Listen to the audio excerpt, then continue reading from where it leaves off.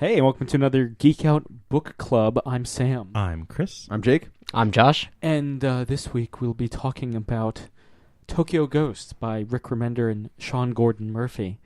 Yeah, I mean, this is a kick-ass, like, non-stop action motherfucking book. Yeah. It is, in fact, a motherfucking book.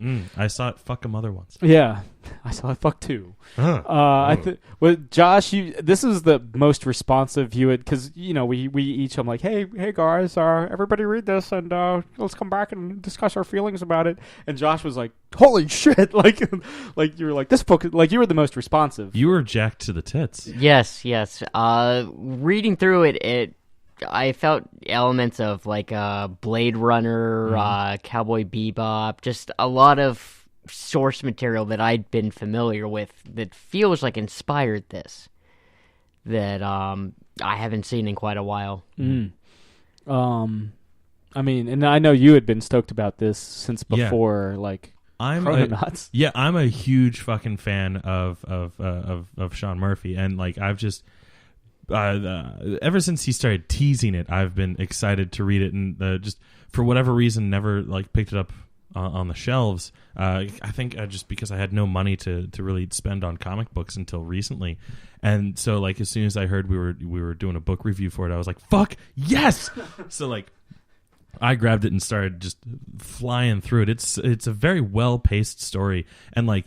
The first issue, whole lot of like, here's the universe that you're just dropped into. Oh yeah, and I'm like, I have no fucking idea what's going on, but I want to keep reading because it's just so. You trust in those two guys so much that you're like, we're gonna know exactly the ride we're on. Yeah, The action. Talk about like a Lethal Weapon 2 opening. Yeah, just like action from the get go. Guy dressed up as Abraham Lincoln that gets rocked. Oh, and he's like guy that dressed up as Superman that gets decapitated. yeah. I forgot what's the Lincoln line. Where he's like 4 score holy balls. That's exactly what it is. Yeah, that's I was classic. a bit confused by the Superman thing. It's like he just comes out being like, "Yeah, I feel jacked," and then just gets eviscerated. It's like, well, basically what just happened? Basically, what was happening is like they did essentially like a cutaway to just like what was going on here. The dude was like coming out of like a plastic surgeon basically, and he was like, "Look at how jacked I am," and then fucking the fucking almost Davy Trauma Yeah. just like zips by him and just zing. Just chops his head off while he's flying past. Okay, because I hadn't caught that. It looked like, from how the panel was structured, like he was like flexing too hard and ripping himself apart. That would be funny too. Yeah, just not used to his body yet. Yeah. But I think Rick Remender is I feel like he's not a particularly maybe subtle writer because like all the things that he's like this book is a commentary on scarcity of resources, wealth divide, over-reliance on tech, over-reliance on the media, just like general greed, because it's like that all that shit's up for grabs, and he's very clear about it. Absolutely. Like he's not trying to be subtle. He's like, this is what's going. Like the opening of issue 2, where you see like the servants drinking the soiled bathwater. Yeah. That was special. At first I was like, what the fuck is going on? Oh right, they probably have no water, so this is all they got. It is Los Angeles in the future. Yeah, and then Could be Los Angeles in the present. the drawn out monologue, almost villain style that the guy is giving about, oh well, I do all this great stuff and blah blah blah. Wieners hanging out. Yeah, and it's like, So much dong. delicious. It was more dong than Deadpool. Yeah, but as it was going on, it's like just someone put like a bat to his face for just spouting out all this bullshit. Maybe Arc 2, who knows? But it's interesting, and such the dichotomy visually between Los Angeles and Tokyo. Tokyo being like this kind of like almost like Kokiri forest, to use a Zelda reference. It's very overgrown, and there's like these massive trees and like oases and ponds and stuff, versus like Los Angeles was just crowded as some shit, to the point where like Davey Havoc can kill hundreds, thousands of people, and nobody seems to like like be fazed by it, because I guess Los Angeles in this time period is just that violent. That's where well, how's it different from today? Clockwork Orange. Well, I mean, but they were saying like the people have reverted back to a gladiatorial, like kind of like bloodlust in like the death races or whatever it was called. It is kind of death race, isn't it? Yeah.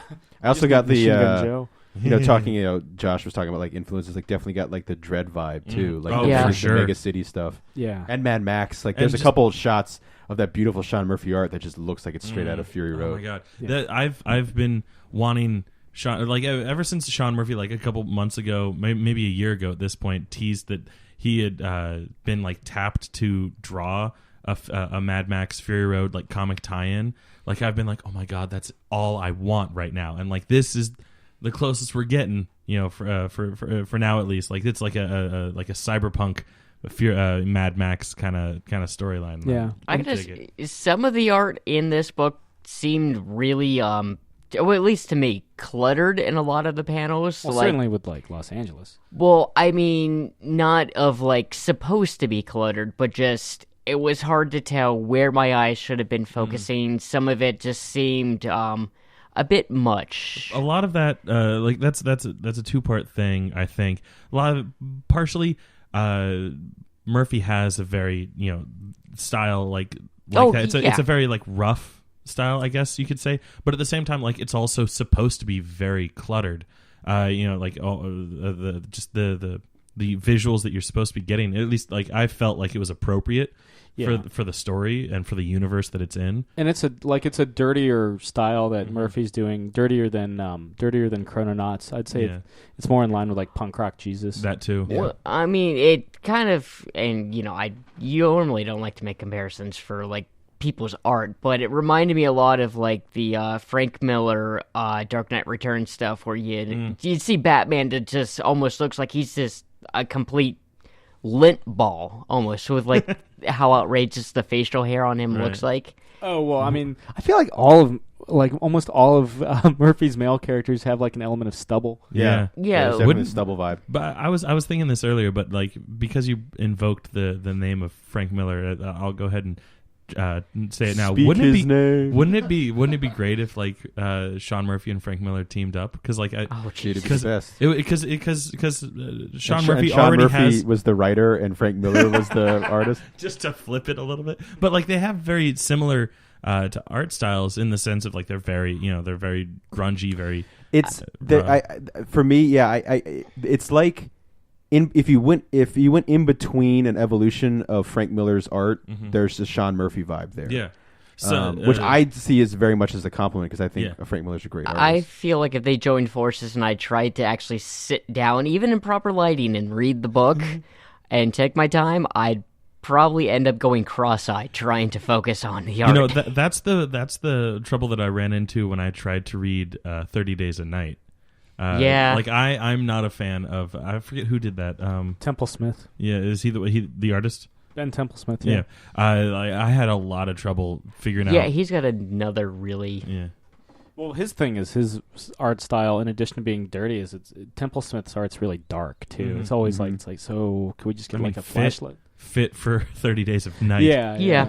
But I also like we're seeing a really kick-ass like female lead, which is something Remender is doing currently with Low. That's got some kick-ass female leads. Yeah, I did like when I got into the story, and just from like all the artwork I was seeing, like the guy on the bike I was going to be was going to be like the main person of this, and then I found out that it's not. It's Debbie. Yeah, and that was a really welcome change, I felt. No, yeah, it's I mean, read Low. He's got he tells it from that's another kind of female driven story. What I mean, I'm trying to think of some other obviously Black Science kind of, but that doesn't. I mean, that's a male lead. That's Grant McKay that leads Black Science, but that's another good Image Rick Remender book. Absolutely. And but just real quick, we get a little Easter egg. Oh yeah, that mentions Black Science in the book as well. Yeah, to keep an eye out for. Now, without going too deep in spoiler territory, the follow-up message I got from Josh was that was a really sad ending. Yeah, I mean, again, with the inspirations from things I've read and watched, like Bebop, it had a very Bebop feeling of the ending to it. Well, I think that's something that's like prevalent in all of like Remender's books. You read Deadly Class, and it's very much like there is no possible happy ending for Marcus, or at least not really. Or you read, again, the Black Science or Low, they're not really going to come out okay. I mean, they might come out better, but there's a new normal that maybe wasn't as sterling as it used to be. Like even his fucking Captain America run, at the end of it, the super soldier serum's inert in Steve Rogers' body, so he's back to old man Rogers, and then Sam Wilson becomes the new Captain America. Or Uncanny X-Force, that kind of had a bit of a kind of a downer ending too. Yeah. I mean, especially with the Archangel stuff. Yeah. Well, I have to say, of not knowing his work, the ending did surprise me. Yeah, for this arc. I mean, it's supposed to be an ongoing... I remember when we were in San Diego, one of the image banners was for Tokyo Ghost. The first issue hadn't hit yet, and they had what was the cover for the first issue with lead writing Zeus's dick. Zeus's dick. And I was just like, I need that book in my life immediately. And it doesn't. It doesn't disappoint. It's kind of got a dirtier, more punk rock feel than Chrononauts, which was kind of like almost like a blockbuster, kind of like a summer blockbuster. Oh my god, I love Chrononauts so much. I don't know if I'll feel, or if I'll be in the minority when I say this, but I would love to see this get a television adaptation, or like the same style artwork and all that, but moving images. I would love to see this play out in front of my eyes. Well, I mean, and that's the thing I think about Murphy's artwork in general. It has that dirty style kind of gives it a more kinetic feel. Yeah. Well, especially the story too. And it helps it move so quickly. Like I've even noticed, like I don't know about so much about you guys, but I've been talking a lot faster than I normally do, and I think it's because I was just reading it. Giving myself reading it a little bit, just getting prepared for it. So I'm still like kind of amped up. Well, especially that first issue. Yeah. Oh, it's nonstop. Yeah. Like you were saying, that really does drop you in it. Yeah.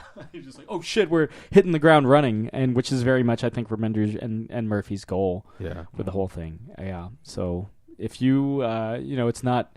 This book isn't for the faint of heart. There's some really violent fucking stuff that happens, and you get to see penis, which, There's also boobs in it. Don't worry, guys. Yeah, which might be an incentive for some of you. I know it is for me. But any faithful listener will know that penis will get us to the rack. So that's what gets us amped. But It gets jacked to the balls. Yeah. So again, not necessarily for the easily squeamish. No. But or the easily offended. Yeah. But I feel like that's a common thing. I mean, you read Deadly Class and it's like, oh fuck, because that's like A's and dirty and like punk, literally like punk rock and stuff, and and even Punk Rock Jesus, where Jesus is like a punk rock front man. So it's my favorite style of music is punk mock. Yeah. Yeah, and Muppet metal. Yeah. But so it gets our seal of approval. Absolutely. Looking forward to the next arc.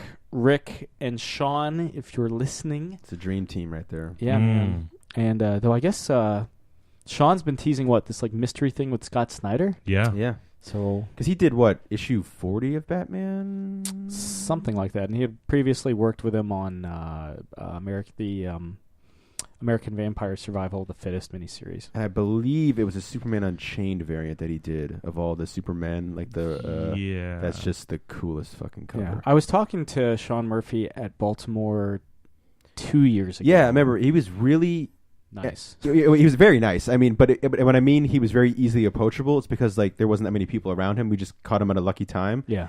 But when we were in New York, you couldn't even see him because of all the people. But I was talking to him at Baltimore, and I was like, hey, man, I really, because Punk Rock Jesus had just gotten, like months earlier, gotten the trade collection. I was like, I really think you did a good job there. Like, do you plan on writing in the future? He's like, I would, but I've like booked with art gigs for like the next 2 years, from which sprang Chrononauts and of course this. Yeah, it's been 2 years. And of course, Rick Remender has been killing it with this book. He's been killing it with Black Science, Deadly Class, Low. I'm very interested to like. He kind of teases in the liner notes. He's like, "Oh man, I learned a lot of things working for Marvel, but that was a fucking circus. But that's a different story for a different day." And it's like, why does it have to be a different day? Why don't you just tell me the story now? Yeah. But I mean, clearly his work isn't suffering for it. At least not on our end. And his Marvel stuff is pretty solid. Oh yeah, Uncanny X-Force is one of the best. Uncanny X-Force. I really loved Escape from Dimension Z. That was fucking him and John Romita Jr. I love that first volume.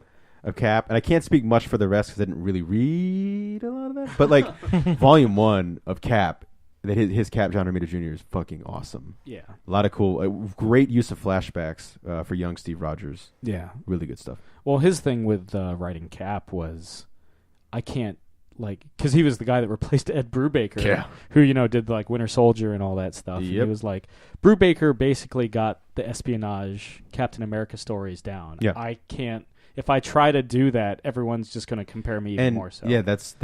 I mean, Remender's a smart guy. Like I said, when the one time I've ever interacted with him on Twitter was, "What's your favorite Misfits song?" And he was like, "Skulls," and I was like, "Nice." Good and I was choice. like, "Mine's Halloween 2. yeah." I was like, "Mine's Where Eagles Dare," and he just liked it. So I was like, "Oh, at least he's props." Yeah. Bones. Yeah, Bones. yeah. And the fact that in Deadly Class he referenced a joke about the Giants not making it to the Super Bowl in '86. But yet, clearly, we know they won the Super Bowl in '86. I like that. I like that he said that. I was like, I like you, Rick Remender. Seems like a cool guy. Yeah. Yeah. He's though, he doesn't really show up at a lot of cons. No, I mean, I've never been. I don't think I've never been to a con where I've seen him. I've been to one. Really? I talked to him very briefly. Which it was one? a New York Comic Con in 2013. Okay. What was he pushing hard? At that time, I guess he was wrapping up X-Force. Oh, really? Yeah. Yeah. X-Force is really great. Yeah, and I think he was starting up. He's a guy that, like, we talk a lot about Daniel Way's Deadpool because it's great, and Joe Kelly. He writes a great Deadpool. Yeah. He writes Deadpool on a team really, really well, which isn't easy to do because Daniel Way did it on Thunderbolts, and it was okay. It wasn't that. It was okay, but it's nowhere near as he wrote him as a single character. Yeah. Rick Remender, because Deadpool's the hot thing as he should be right now. Check out his Uncanny X-Force if you want to read some really great Deadpool. And check out his other Image books. They're fantastic. I think they're just reprinting Fear Agent, aren't they? Yeah, and he has such a. I mean, obviously it's creator owned, so he knows what he's doing. But he's knocking it out of the park with his creator owned stuff. And he's got the reason why he's probably not at cons is because he's got 3 books. Yeah, Deadly Class, Low, Black Science, Tokyo Ghost. He's got 4 fucking ongoing books with Image. And I did like his Uncanny Avengers. Yes. Yeah, I enjoyed that because I read that right out of Uncanny X-Force. Sure.